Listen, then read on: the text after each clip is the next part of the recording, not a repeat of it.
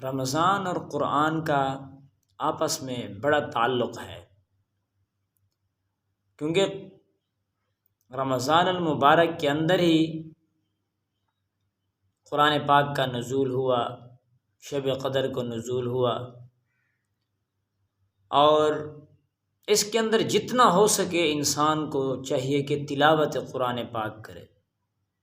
اور آپس میں مناسبت کی ایک وجہ یہ بھی ہے کہ قیامت کا دن ہوگا، اس وقت یہ قرآن بھی اللہ تبارک و تعالیٰ سے انسان کی سفارش کرے گا اور کہے گا یا اللہ، اگر میں آپ کا کلام ہوں اور واقعی اللہ کا ہی کلام ہے تو یا اللہ جو جو انسان پڑھتا رہا یا سنتا رہا تراویح کے اندر، میری خاطر جاگتا رہا، میں آپ کا کلام ہوں، آپ کی رضا کے لیے وہ جاگتا رہا، تو آج میں اس کی سفارش کرتا ہوں، میری سفارش قبول فرما۔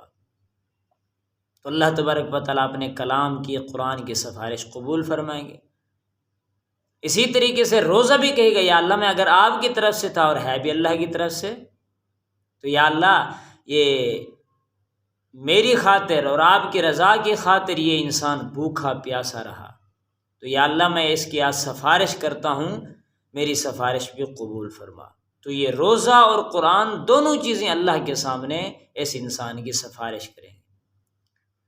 تو انسان کو چاہیے کہ تلاوت قرآن کی جتنا ہو سکے پابندی کرے۔ امام احمد بن حنبل رحمۃ اللہ علیہ فرماتے ہیں اللہ والوں کو تو اللہ کے دیدار بھی ہوتے ہیں، حضور صلی اللہ علیہ وسلم کا دیدار ہوتا ہے، یا تو وہ سوتے نہیں سوتے ہیں تو پھر دیدار سے خالی نہیں اٹھتے۔ انہوں نے گناہوں کو چھوڑا، انہوں نے نفس کی نہ مانی، انہوں نے شیطان کی نہ مانی، انہوں نے اپنا آخرت کا بھلا چاہا، کوشش کی انہوں نے، تو اللہ نے پھر اپنا دیدار بھی کروایا ہے۔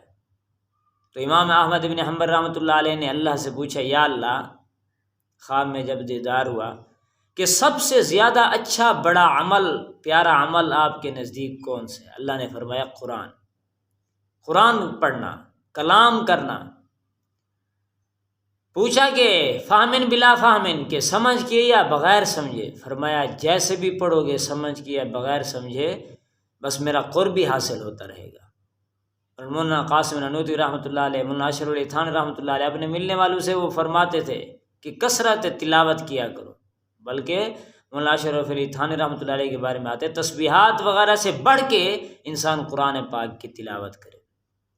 رمضان میں اور زیادہ فرمایا معمول اس کا بنا لو۔ ایک انسان نفل پڑھتا ہے، ایک انسان تسبیحات پڑھتا ہے، ایک انسان دعا میں مشغول ہے، لیکن ایک انسان قرآن پاک کی تلاوت کر رہا ہے، سب سے بڑھ کے قرآن پاک پڑھنے والوں کو ثواب ملتا ہے۔ جو انسان مانگ رہا ہے اس سے بھی اللہ بڑھ کے اس کو عطا فرماتے ہیں، کیونکہ یہ اللہ کا کلام پڑھ رہا ہے۔ ایک انسان جیسے کتاب لکھتا ہے، اب وہ کتاب تو اس نے لکھ دی، لیکن جب دیکھتا ہے نا کہ کوئی اس کی کتاب کو پڑھ رہا ہے تو اس سے محبت ہوتی ہے کہ یہ میری کتاب کا مطالعہ کر رہا ہے، میری کتاب کو پڑھ رہا ہے۔ تو یہ اللہ کا کلام ہے، انسان پڑھتا رہے۔ ایک ان پڑھ ہے، نہیں پڑھ رہا، کوشش کر رہا ہے، اٹک کے پڑھ رہا ہے، اللہ اس کو دوہرا اجر عطا فرماتے ہیں۔ کوشش بھی کر رہا ہے، پڑھنا بھی نہیں آ رہا، پھر بھی پڑھتا جا رہا ہے۔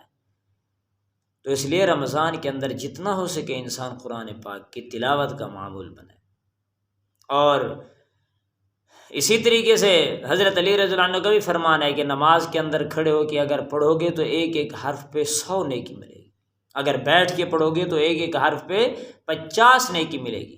فرمایا باوضو ہو کے دیکھ کے پڑھو گے تو ایک ایک حرف پہ 25 نیکیاں ملیں گی۔ اگر بغیر وضو کے چلتے پھرتے پڑھ رہے ہو، ایسے بیٹھے ہی پڑھ رہے ہو تو پھر بھی فرمایا کہ ایک ایک حرف پہ 10 نیکی۔ اور جو پیچھے سننے والا ہے فرمایا وہ بھی محروم نہیں جاتا، ایک ایک حرف کے بدلے میں اس کو ایک ایک نیکی ملتی رہتی ہے، صرف سننے کی وجہ سے۔ دیکھو کتنا قرآن پاک عظیم کتاب ہے۔ فرشتہ لے کے آیا، فرشتوں کا سردار، امام الانبیاء، انبیاء کے سردار پہ، امام پہ یہ کتاب نازل ہوئی۔ اللہ نے خود اس کا کلام فرمایا ہے۔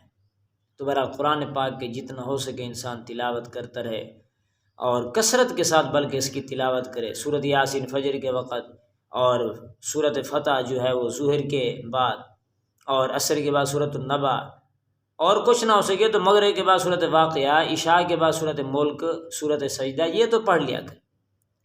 تو جتنا ہو سکے گا قرآن پاک کی تلاوت کریں گے، یہ ہمارے لیے آخرت ہے، ہمارے لیے ذخیرہ ہے، ہمارے لیے آخرت کا ذخیرہ ہے۔ اللہ سبحانہ ہمیں عمل کی توفیق نصیب فرمائے۔ وآخر دعوانا الحمدللہ۔